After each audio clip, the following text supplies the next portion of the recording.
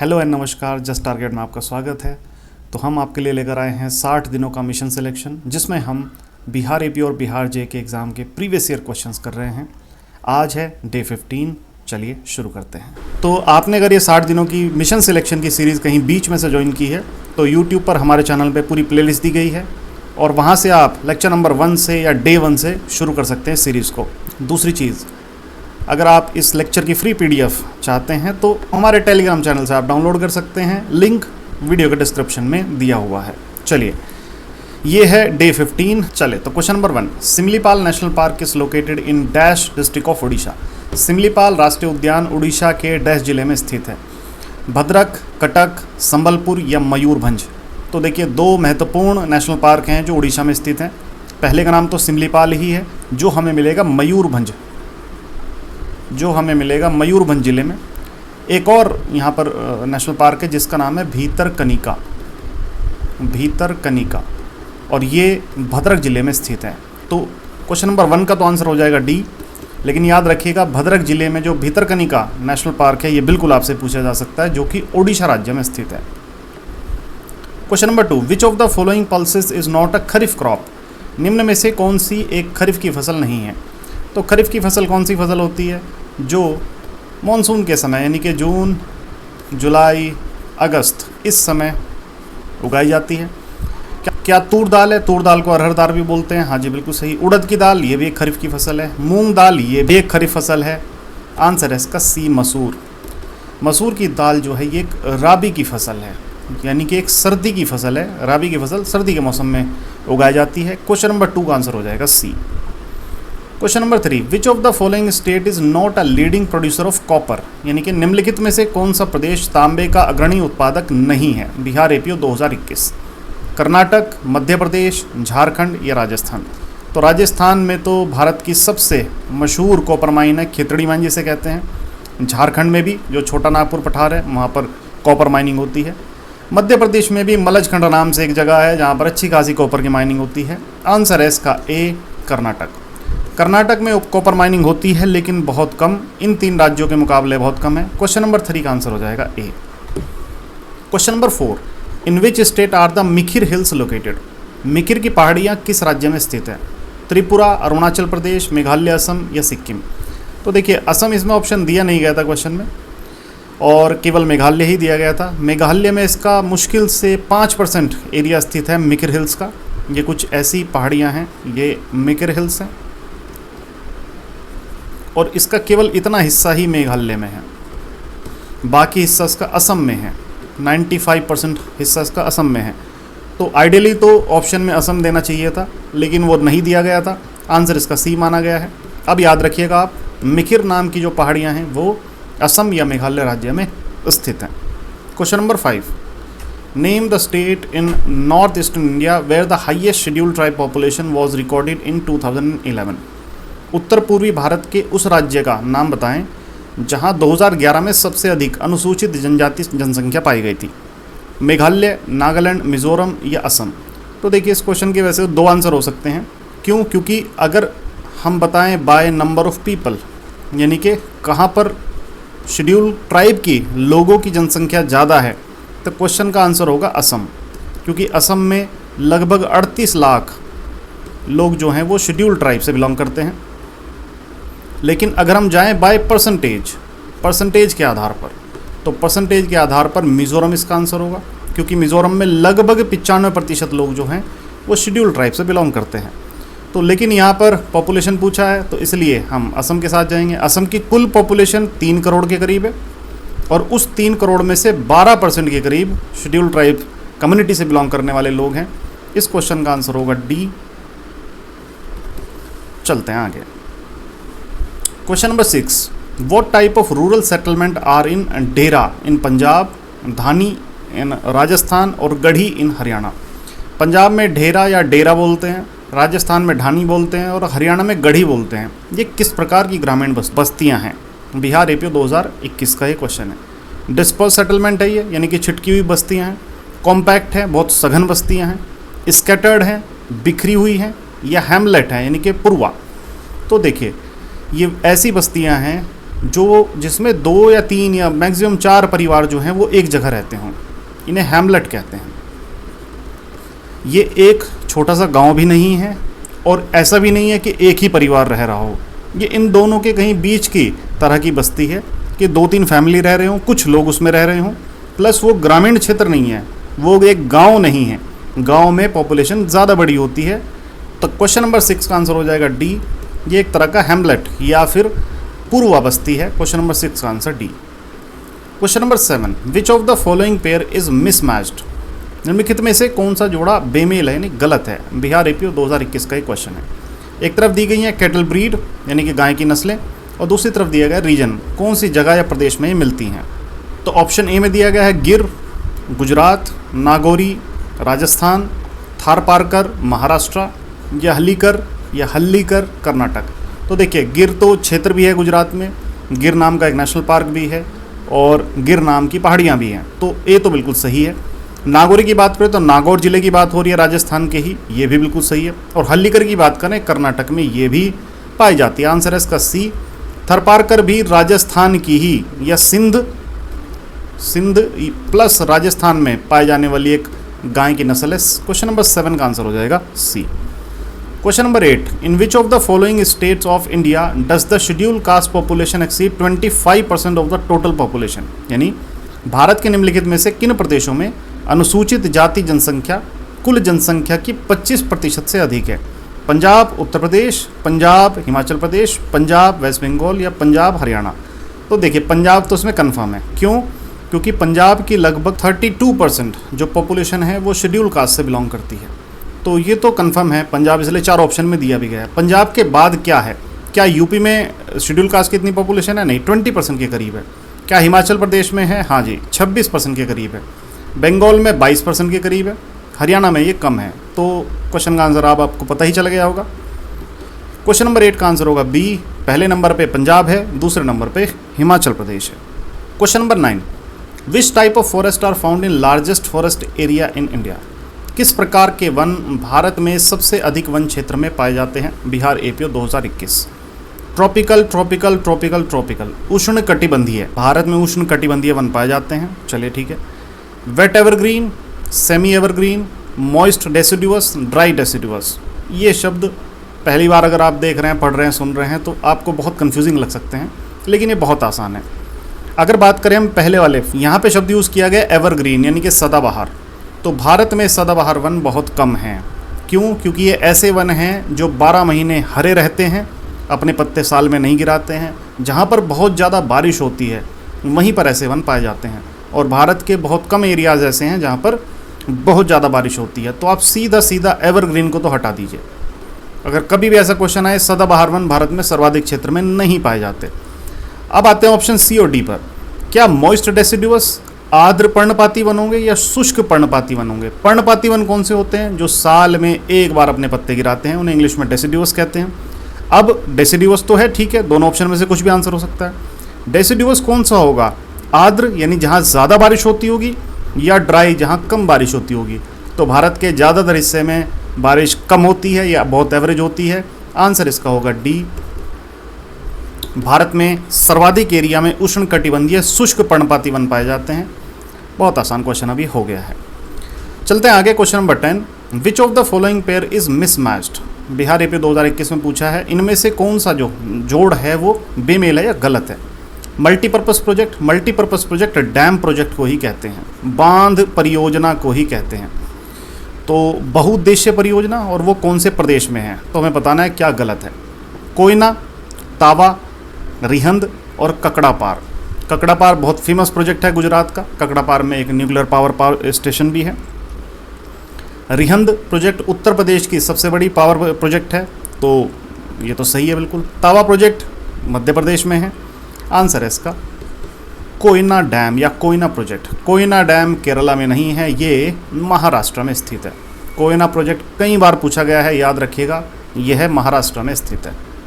Question number 11, which of the following Indian ports is not located on the western coast, निम्नलिखित में से कौन सी भारतीय बंदरगाह पश्चिमी तट पर स्थित नहीं है। तो भारत के जो बंदरगाह हैं एक बार क्विकली पहले उन्हें देख लेते हैं। तो जैसे कि आप जानते हैं, ये हमारा प्यारा भारत, यहाँ पर हमारा पड़ोसी देश म्यांमार, बांग्लादेश। और अगर हम वेस्टर्न बॉर्डर पर देखें यानी वेस्टर्न कोस्ट पर देखें तो कौन कौन से बंदरगाह हैं? कांदला गुजरात में है, वाडीनार गुजरात में है, मुंबई और नावा शेवा, नावा शेवा को JNPT भी कहते हैं, जवाहरलाल नेहरू पोर्ट ट्रस्ट, ये दोनों मुंबई में ही हैं। मोरमुग गांव ये गोवा में स्थित है। मंगलुरु, अब इसका नया नाम मंगलुरु है, ये कर्नाटका में है। कोच्चि केरला में है। तूतीकोरिन तमिलनाडु में है। चेन्नई और एन्नौर ये दोनों तमिलनाडु में है। विशाखापट्टनम बहुत ही फेमस शहर है आंध्र प्रदेश का। पारादीप उड़ीसा में है। हल्दिया और कोलकाता ये दोनों पोर्ट पश्चिम बंगाल में है। तो इन पोर्ट्स को एक बार अच्छे से देख लीजिएगा। आइए देखते हैं वो क्वेश्चन को। तो हमें ये बताना है कि वो कौन सा भारतीय बंदरगाह है जो पश्चिमी तट पर स्थित नहीं है, पश्चिम पर स्थित नहीं है। तो ऑब्वियसली वो पूरब में स्थित होगा। तो देखते हैं। JNPT मुंबई में है, तो ये तो आंसर नहीं होगा। कांदला पोर्ट गुजरात में है, ये भी नहीं होगा। न्यू मैंगलोर कर्नाटक में है, ये भी नहीं होगा। आंसर है D एन्नौर पोर्ट, क्योंकि एन्नौर पोर्ट कहाँ पर स्थित है? तमिलनाडु में। तो यहाँ चेन्नई के पास है ये एन्नौर पोर्ट। क्वेश्चन नंबर 11 का आंसर हो जाएगा D। Question number 12, in which state is the Khambat या खंभात रीजन लोकेटेड? खंभात क्षेत्र किस राज्य में स्थित है? गोवा, गुजरात, मध्य प्रदेश या राजस्थान? तो अगर गुजरात का मैप बनाया जाए, ये गुजरात का नक्शा है और गुजरात के पास 2 खाड़ियाँ हैं। इस वाली खाड़ी को कहते हैं कच्छ की खाड़ी और यहाँ पर जो खाड़ी है इसे कहते हैं खंभात, खंभात की खाड़ी या खंबट की खाड़ी। खंबट नाम का एक टाउन भी है यहाँ पर।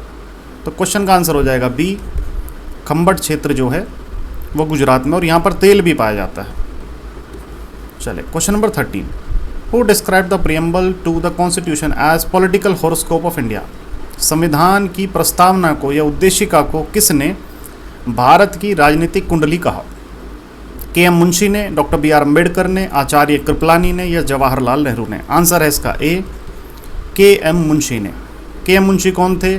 हमारे संविधान सभा में जो सबसे महत्वपूर्ण कमेटी थी, जिसे ड्राफ्टिंग कमेटी कहते हैं, जिसके अध्यक्ष डॉक्टर BR अम्बेडकर थे, उसी समिति के ये एक सदस्य थे जो कांग्रेस के भी एक मेंबर थे। तो क्वेश्चन नंबर 13 का आंसर हो जाएगा A।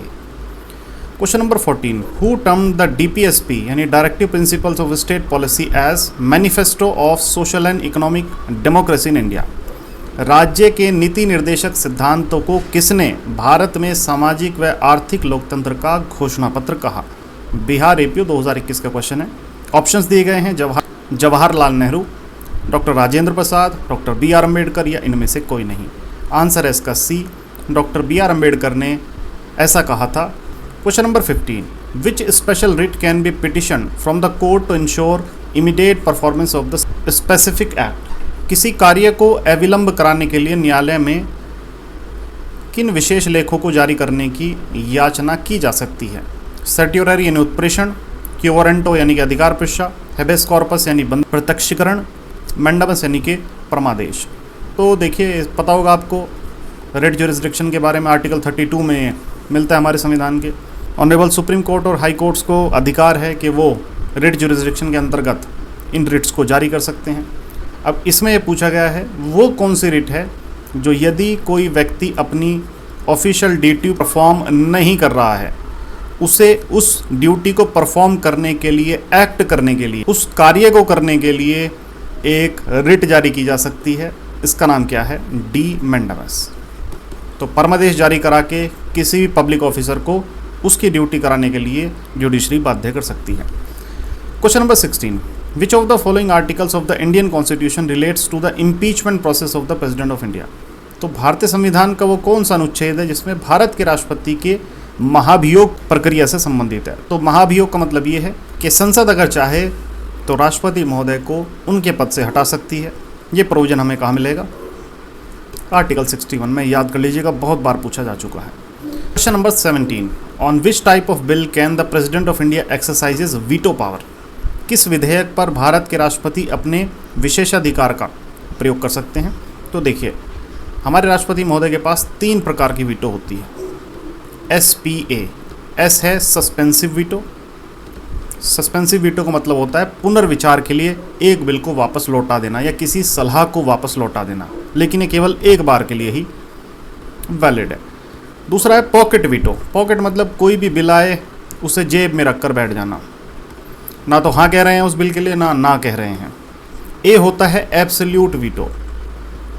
एब्सोल्यूट वीटो मतलब मना कर देना कि मैं इस पर अपनी स्वीकृति नहीं दूंगा। तो यहाँ पर हमसे क्या पूछा है कि वो कौन सा विधेयक हो सकता है जिस पे राष्ट्रपति अपनी वीटो पावर का इस्तेमाल कर सकते हैं। तो ऑप्शन ए में दिया गया है मनी बिल। नहीं, मनी बिल वो नहीं लौटा सकते हैं, मनी बिल पे उन्हें अपनी स्वीकृति देनी होती है क्योंकि मनी बिल उन्हीं की सिफारिश से संसद में रखा जाता है। फाइनेंस बिल भी नहीं होगा क्योंकि फाइनेंस बिल और मनी बिल एक जैसे सही होते हैं। बात करें संविधान संशोधन विधेयक की, तो इस पर भी 24वें संविधान संशोधन के बाद राष्ट्रपति महोदय को बाध्य कर दिया गया है कि उन्हें अपनी जो स्वीकृति है वो देनी ही पड़ेगी संविधान संशोधन विधेयक को। तो क्या बचा?